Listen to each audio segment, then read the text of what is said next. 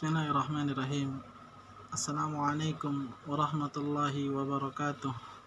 Alhamdulillahi rabbil alamin. Wassalatu wassalamu ala asrafil anbiya'i wal mursalin wa ala alihi wa sahbihi wa man da'a bida'watihi wa iltazama bitariqatihi wa tarasama khutahul jalalan aqidatan asasan islamiyah fikrati wa ahkama sarayatan biqiyasan amali wa masdaran yahkami. Ashadu an la ilaha illallah wahdahu la syarikalah wa asyhadu anna sayyidina wa nabiyyana wa maulana Muhammadin sallallahu alaihi wasallam faqad qala Allah ta'ala fil Qur'anil Karim. A'udzu billahi minasyaitonir rajim. Bismillahirrahmanirrahim. Ya ayyuhallazina amanu dukhulu fi silmi kafah wa la tattabi'u khutuwatis syaitan. Wa qala aidan kuntum khaira ummah ukhrijat linnas ta'muruna bil ma'ruf wa tanhauna 'anil munkar wa tu'minuna billah. Al-ayah. Shadaqallahul azim wa balagha rasuluhun nabiyul habibul karim wa nahnu ala zalika minasyahidin wa syakirin walhamdulillahi rabbil alamin. Alhamdulillahi rabbil alamin. Segala puji bagi Allah yang telah menurunkan berbagai macam nikmatnya kepada kita. Allah telah menurunkan nikmat sehat dan afiat, dan Allah juga telah menurunkan nikmat iman dan Islam, dan semoga kita selalu senantiasa bersyukur atas nikmat yang Allah telah berikan kepada kita. Salawat serta salam selalu tercurah kepada junjungan Nabi besar Muhammad sallallahu alaihi wasallam beserta para keluarga dan para sahabatnya. Semoga kita selaku umatnya senantiasa istiqomah menjalankan sunnah Rasulullah, dan juga semoga kita istiqomah mulut-mulut kita, lidah-lidah kita terbasahi dengan lantunan salawat kepada Nabi besar Muhammad sallallahu alaihi wasallam. Karena dua perkara inilah yaitu istiqomah menjalankan sunnah Rasul dan istiqomah bersalawat kepada Rasul. Dua perkara inilah yang mampu mendatangkan kita, yang semoga mampu mendatangkan kita ketika kita di yaumil qiyamah nanti, mendatangkan syafaatul uzma. Karena pada hari itu tidak ada syafaat, tidak ada penolong, melainkan hanya daripada Nabi besar Muhammad sallallahu alaihi wasallam. Semoga kita umat-umatnya mendapatkan syafaatul uzma. Amin amin ya rabbal alamin. Pada kesempatan kali ini saya akan membahas sedikit tentang ajaran Islam, tentang agama Islam, yaitu Islam dahulu dan Islam sekarang. Apa perbedaan antara Islam dahulu dan Islam sekarang? Perbedaannya adalah ketika zaman dahulu Islam memberikan ukiran-ukiran sejarah yang begitu indah.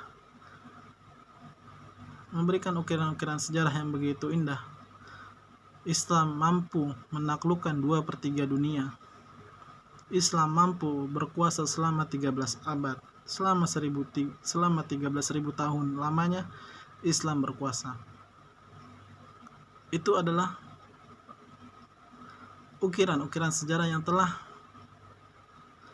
diukir oleh para pendahulu-pendahulu kita, yang telah diukir oleh Rasulullah, yang telah diukir oleh sahabat Abu Bakar, sahabat Umar, sahabat Utsman bin Affan, dan sahabat Ali bin Abi Thalib radhiyallahu anhum,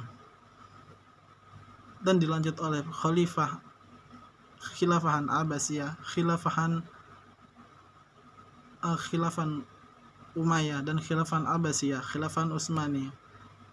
Lalu ketika khilafan Utsmani runtuh, dan itu adalah para pengukir-pengukir sejarah yang mampu membawa decak kagum kita ketika kita membahas sejarah-sejarah Islam pada masa lalu. Betapa tidak, karena Islam pada masa lalu mampu berkuasa selama 13 abad, mampu menguasai 2/3 dunia. Dan pada saat itu Islam adalah ajaran yang membawa kedamaian, sehingga banyak orang-orang yang berbondong-bondong masuk Islam pada saat itu. ketika itu adalah pusat ilmu yang adanya di Baghdad, yang adanya di negara Islam menjadi pusat ilmu, sehingga orang-orang barat, sehingga orang-orang yang tidak beragama Islam datang ke Baghdad semata-mata hanya untuk menuntut ilmu dari ajaran Islam. Itulah yang membuat decak kagum kita terhadap ajaran Islam yang dahulu.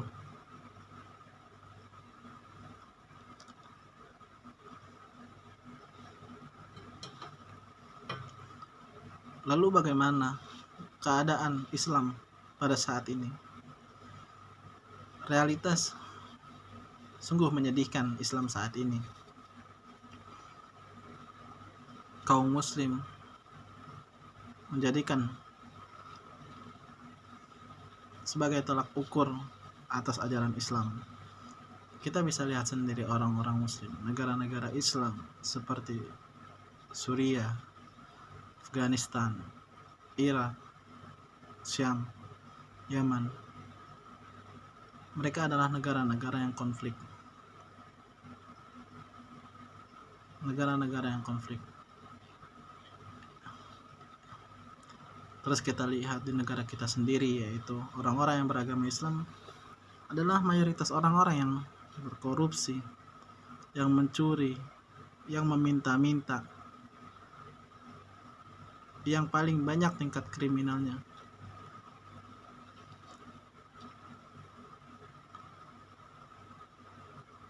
Ini adalah sebuah kesedihan bagi kita. Kenapa bisa begitu?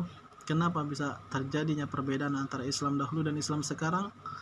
Dan ini adalah seharusnya yang menjadi pertanyaan dalam diri kita, dan khususnya kepada kaum muslimin semua. Mengapa bisa terjadi perbedaan antara Islam dahulu dan Islam sekarang?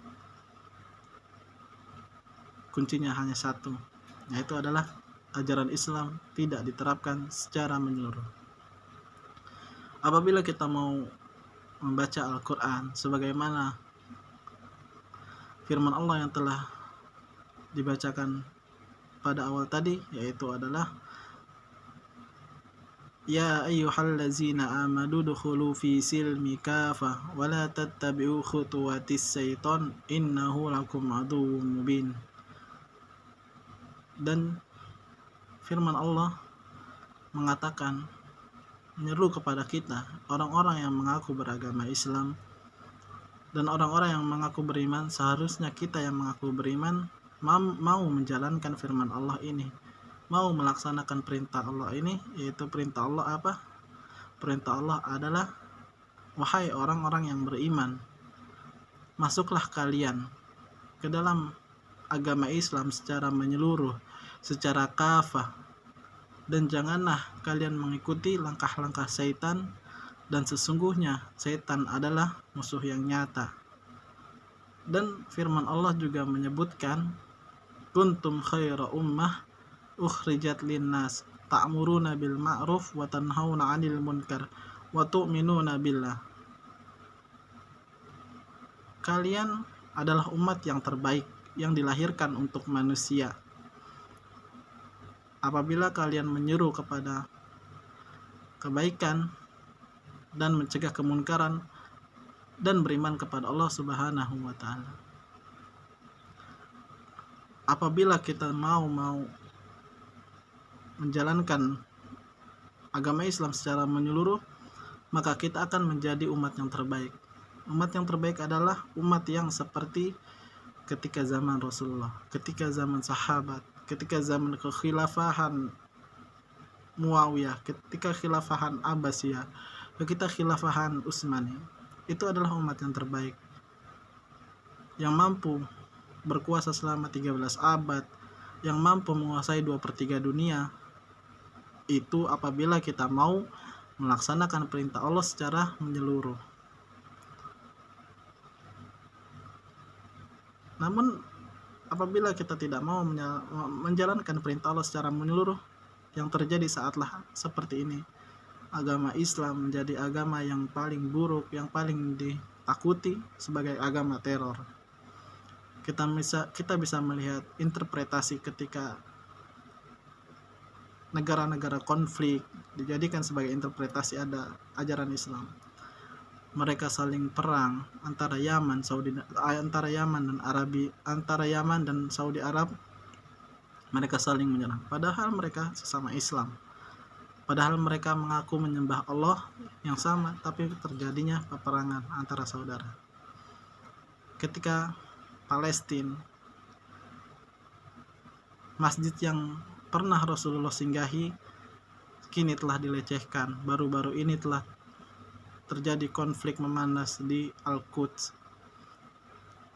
lalu di Irak, lalu di Syria, lalu di Syam. Inilah yang terjadi apabila agama Islam tidak diterapkan secara menyeluruh. Kekacauan di mana-mana. Agama Islam dituduh sebagai agama teroris. Ajaran Islam dilecehkan. Banyak orang-orang yang saat ini bermunculan melecehkan agama Islam, mengatakan ini, mengatakan itu. Sehingga agama Islam ini adalah tidak ada rasa hormat dan takzim.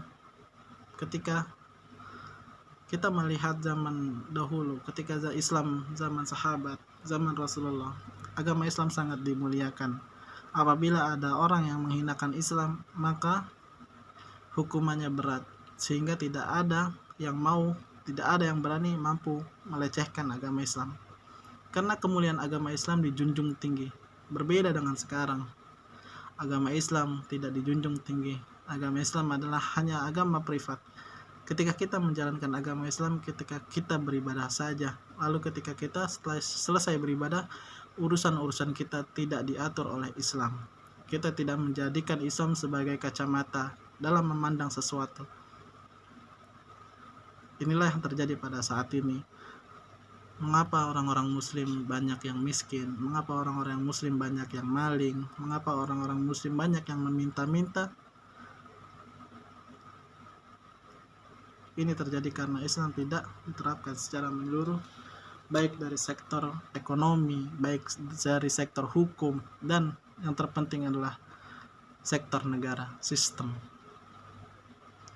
Maka marilah kita menginginkan Islam yang dahulu, supaya agama Islam dijadikan agama yang dijunjung tinggi, dimuliakan, sehingga kita ingin menikmati rasa-rasa Islam sebagai agama rahmatan lil alamin. Maka marilah kita kembali kepada agama Islam secara menyeluruh, secara kafah. Tidak mengambil yang enak-enaknya, tidak memilah-memilih. Kita tidak hanya mengambil agama Islam dari haji, dari umroh, dari nikah, namun kita harus juga menerapkan agama Islam dari segala sektor kehidupan kita, baik ketika kita bekerja, baik ketika kita berurusan sama orang, ketika kita berurusan dengan diri kita sendiri, dan ketika kita berurusan dengan Allah Subhanahu wa Ta'ala.